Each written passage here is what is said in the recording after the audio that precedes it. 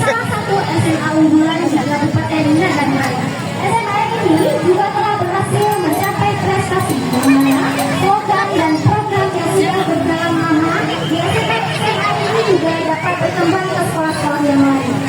Mari kita beri tepuk tangan yang sangat meriah.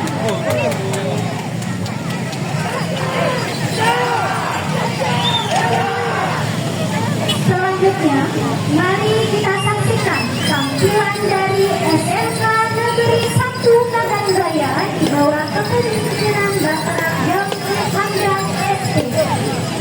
Sekolah ini mempunyai visi mewujudkan SMK vokasi yang beriman, bertakwa, berkarakter, dan berdaya saing dalam bidang teknologi dan rekayasa. Visi dari SMK Negeri 1 Kuala membentuk peserta didik yang berkepentingan, berkarakter, beriman, dan bertakwa kepada Tuhan Yang Maha Esa.